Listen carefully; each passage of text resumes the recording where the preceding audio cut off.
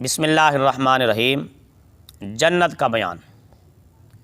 جنت حق ہے، یہ پیدا ہو چکی ہے، موجود ہے اس وقت بھی، اور جنت کا منکر کافر ہے اور دوزخ کا منکر بھی کافر ہے۔ جنت کیا ہے؟ یہ ایک مکان ہے، محل ہے جو اللہ تعالیٰ نے ایمان والوں کے لیے بنایا ہے۔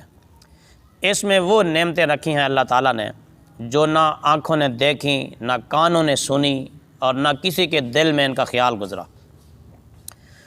جو کوئی مثال اس کی تاریخ میں دی جائے وہ محض سمجھانے کے لیے ہوگی، ورنہ دنیا کی اعلیٰ سے اعلیٰ چیز کو بھی جنت کی کسی چیز کے ساتھ کوئی مناسبت نہیں ہے۔ جنت کی عورت یعنی حور اگر زمین کی طرف جھانکے تو زمین سے آسمان تک ساری روشنی روشنی ہو جائے اور خوشبو سے بھر جائے، اور چاند کی روشنی بھی ختم ہو جائے، اور حور کا دوپٹہ یعنی جنتی عورت کا دوپٹہ دنیا و ما فیہا سے بہتر ہے۔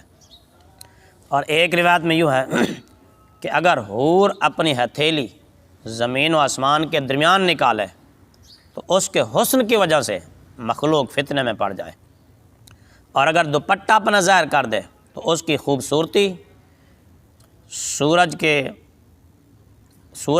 سورج اس کے آگے ایسا ہو جائے جس طرح کہ سورج کے آگے ستارے مدھم پڑ جاتے ہیں۔ یعنی حور کے دوپٹے کی روشنی اور حسن کے آگے سورج بھی مان پڑ جائے۔ اگر جنت کی کوئی ناخن بھر چیز یعنی چھوٹی سے چھوٹی دنیا میں ظاہر ہو تو تمام آسمان و زمین اس سے آراستہ ہو جائیں، مزین ہو جائیں۔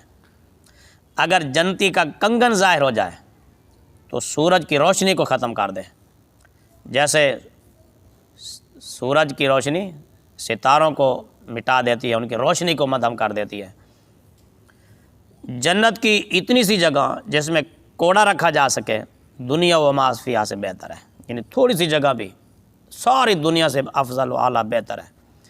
جنت کتنی وسیع ہے، کتنی کشادہ ہے، کتنی بڑی ہے، یہ اللہ اور اللہ کا رسول صلی اللہ علیہ وسلم ہی جانتے ہیں کہ جنت کتنی بڑی ہے۔ بہرحال اس کا اجمالی طور پر اس کا بیان یہ ہے کہ جنت اتنی وسیع ہے کہ اس کے 100 درجے ہیں، 100 درجے، اور اس کا ایک درجہ زمین و آسمان کے درمیان جتنی مسافت ہے اتنی مسافت اس کے ایک درجے کی ہے۔ باقی رہا کہ اس درجے کی کتنی مسافت ہے، اس کے بارے میں فی الحال کوئی روایت نظر سے نہیں گزری۔ البتہ ترمذی شریف کی حدیث پاک میں اتنا ضرور آیا ہے کہ اگر تمام عالم ایک درجے میں رکھ دیے جائیں تو بھی جنت جو ہے ان سب سے زیادہ وسیع ہوگی۔ جنت میں ایک درخت ہے جس کا سایہ 100 سال تیز رفتار گھوڑے دوڑنے کی مسافت کے برابر ہے، یعنی پھر بھی وہ درخت کا سایہ ختم نہ ہوگا۔ یعنی 100 سال تک اگر تیز رفتار گھوڑا دوڑتا رہے تب بھی اس درخت کا سایہ ختم نہ ہو۔ جنت کے ایک دروازے کی کشادگی اور وسعت، یعنی دروازے اتنے ہیں کہ ایک بازو سے لے کر اس کے دوسرے بازو تک 100 سال کی تیز رفتار گھوڑے کی مسافت ہے، اور جنت میں جانے والوں کی اتنی کثرت ہوگی کہ پھر بھی مونڈے کے ساتھ مونڈا چھلتا ہوگا، اور اس میں قسم قسم کے جواہر اور محل ہیں۔ جنت کے اندر ایسے صاف شفاف محلات، مکان، کوٹھیاں، بنگلے کہ ان کا باہر کا حصہ اندر سے دکھائی دیتا ہے اور اندر کا حصہ باہر سے دکھائی دیتا ہے۔ جنت کی دیواریں سونے اور چاندی کی اینٹوں کی ہیں، اور اس کا جو گارا ہے وہ مشک و کستوری کا ہے، ایک اینٹ سونے کی، ایک اینٹ چاندی کی۔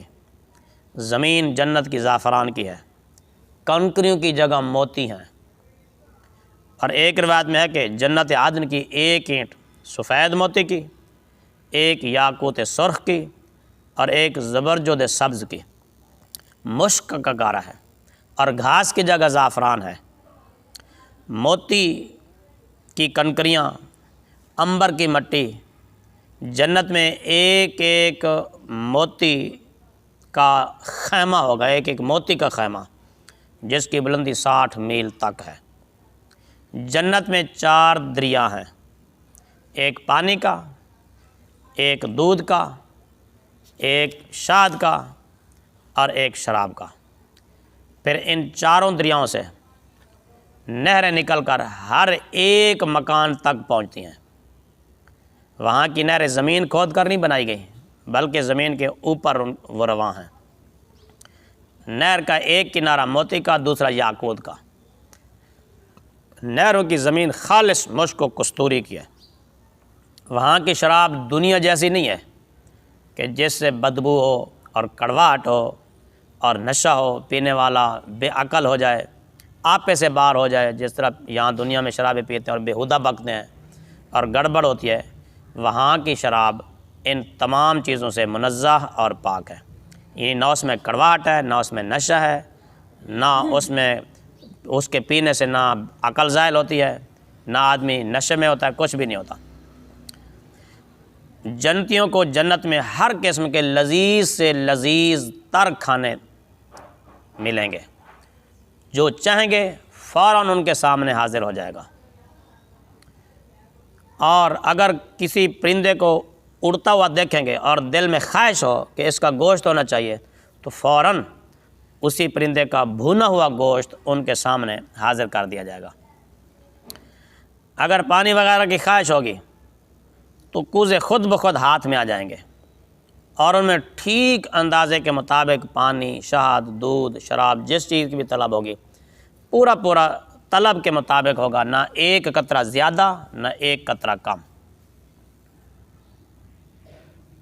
پینے کے بعد خود بخود جہاں سے آئے تھے وہاں چلے جائیں گے، یعنی کوزہ جو خود آیا تھا پینے کے لیے، تو جب جنتی پانی پی لے گا، وہ مشروب پی لے گا، تو کوزہ خود بخود واپس چلا جائے گا اپنی جگہ پر۔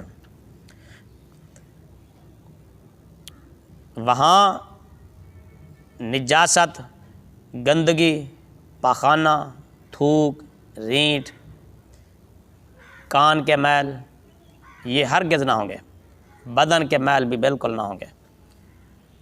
ایک خوشبودار فرحت بخش ڈکار آئے گی، خوشبودار فرحت بخش پسینہ نکلے گا، سب کھانا ہضم ہو جائے گا۔ ڈکار اور پسینے سے مشک کی سی خوشبو نکلے گی۔ ہر آدمیوں کو، جنت کے ہر آدمی کو، ہر جنتی کو 100 آدمیوں کے کھانے پینے اور جماع کی طاقت دی جائے گی۔ خادموں میں سے ہر ایک خادم کے ایک ہاتھ میں چاندی کا پیالہ ہوگا، ایک ہاتھ میں سونے کا پیالہ ہوگا، اور ہر پیالے میں نئے نئے رنگ کی نعمتیں ہوں گی۔ جتنا کھاتا جائے گا جنتی، اس کی لذت میں کمی نہ ہوگی بلکہ اور اضافہ ہوگا۔ ہر نوالے میں 70 مزے، ذائقے الگ الگ محسوس ہوں گے۔ ایک کا احساس دوسرے میں رکاوٹ نہیں بنے گا۔